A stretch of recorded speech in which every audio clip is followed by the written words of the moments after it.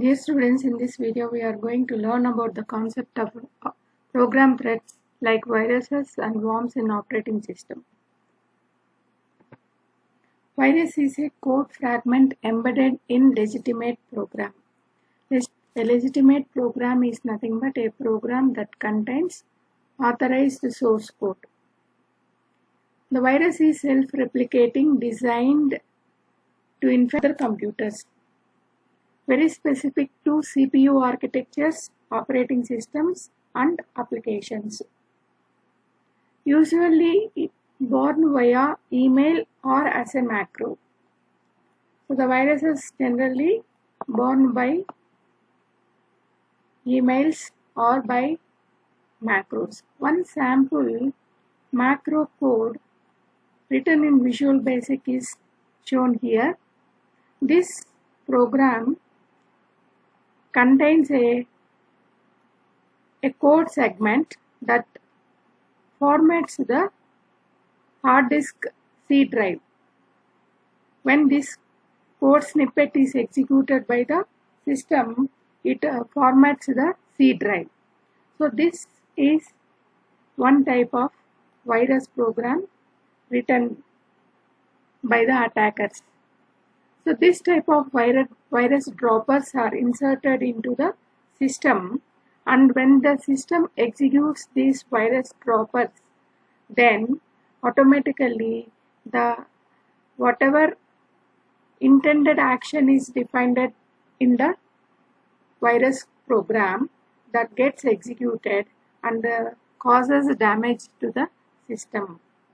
This is the main objective behind the virus.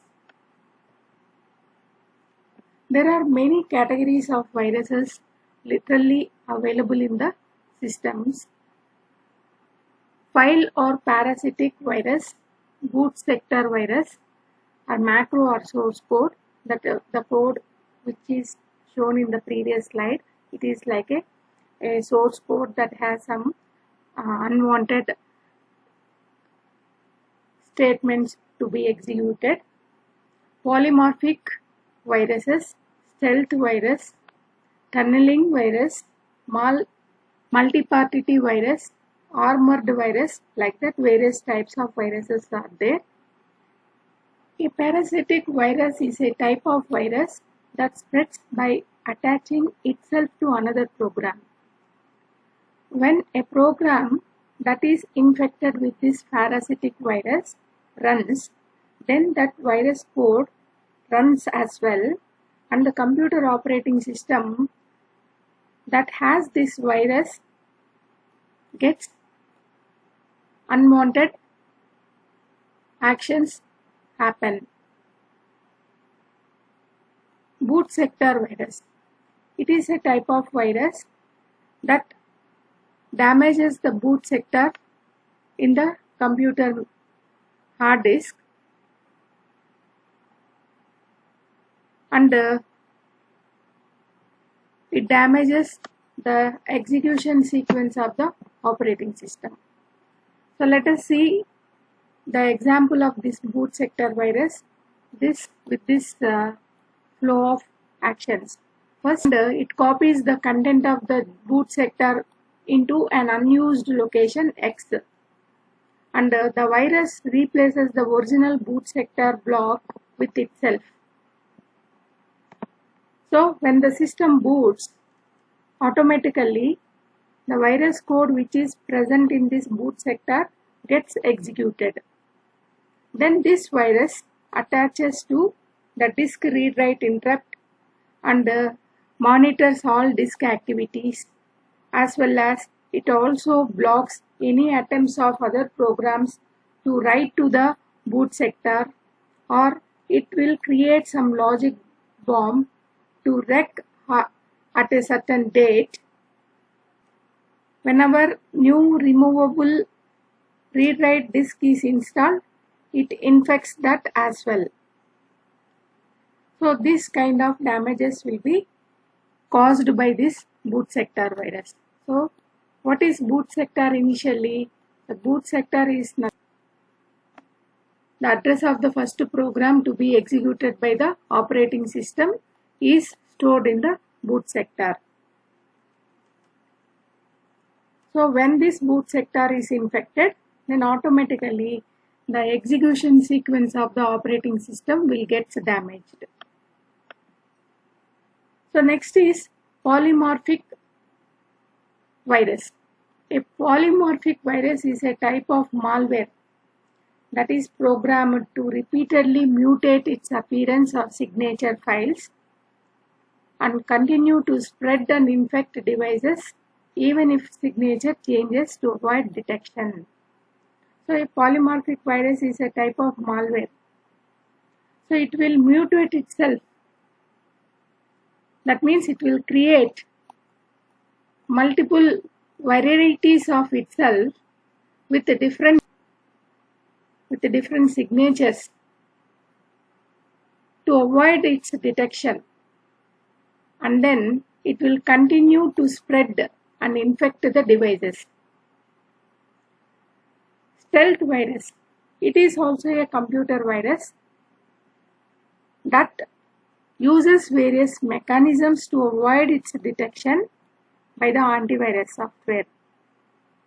So it takes its name stealth, which describes an approach to doing something while avoiding notice. That means stealth virus does some unwanted actions in the system without giving any notice to the antivirus softwares or to the users.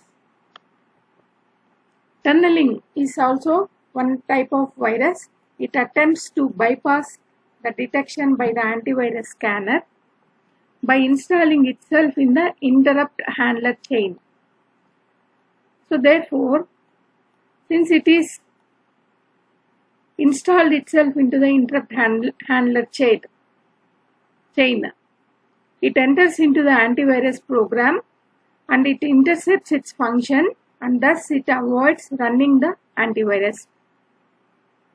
So tunneling is a kind of antivirus that bypasses its detection by antivirus scanner, and it installed itself into the antivirus program, and then it will disable the antivirus program from running the antivirus software in the system, and also it will avoid the antivirus software to detect.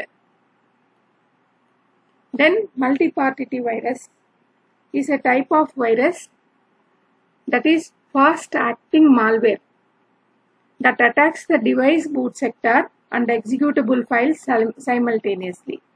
The name multi-party is indicating that it will attack multiple items simultaneously. Maybe like multiple devices like boot sector, executable files, etc. So, multi-party virus is often considered as more problematic than other traditional viruses because its ability to spread multiple ways in the system. So, it is spreading in the multiple ways. Therefore, it is very problematic to detect compared to other viruses. So, armored virus. It is a virus that attempts to subvert any attempts by virus detection softwares. The subvert meaning is it will challenge the antivirus softwares that you detect like that. So it will challenges the detection by any antivirus softwares. So it is very difficult to detect this type of viruses. The main way is it does by adding the confusion and complex code to the infected computers along with the real virus code. That means it infects the computer system by adding confusing and complex code along with the virus code. That is the reason so armored virus is very difficult to detect. The next variety of viruses is worm. A computer worm is a standalone malware computer program that replicates itself in order to spread to other computers. And it is a type of malicious software that replicates itself and distributes its copies to the other systems in the network. These independent virtual viruses spread through the internet, break into computers, and replicate without intervention from and unknown to computer users. Let us see one example, Morris Internet Worm. So from the infected system, the worm tries to acquire some access point at the target system. Grabbing hook is nothing but it is like an access point to the worm program. This access point is obtained through one of the commands like RSH attack command, finger command, sendmail command, like that. The finger command is nothing but it displays information about users on the remote host.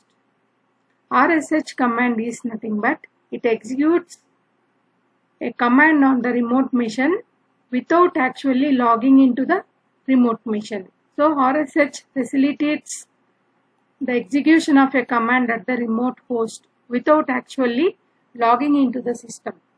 So through these commands, the worm program try to acquire some access point at the remote host, and once this access point is acquired, then this infected system will send a copy of its worm program into the target system. In that way, the worm gets copied into the target system, and then after that it starts its execution at the target system and try to damage the resources. So this is how the worm executes at the remote system. So the attacker will send the worm to the victim system. From the victim system, the worm will spread to the remaining systems in the network. So this is like another. Attacker send a worm program to initial infected system. The initial infected system will send a copy of this worm to the server in the network. From the server, all the systems connected in the network gets affected. Port scanning is also a type of virus. It is automated attempt to port scanning is a type of virus program that identifies what are all the ports and IP addresses in the network, and it will also detect which are all the answering ports in that network for a particular system.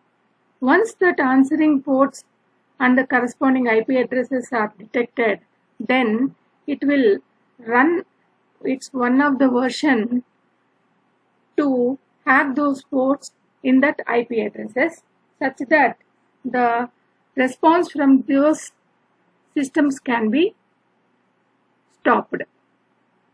So Nmap is one Linux command that scans all ports and IP addresses in the given system in order to find out which ports are answering ports, which ports are receiving ports. So in that way, the port scanning virus program will try to capture the ports which are responding in the network. So denial of service.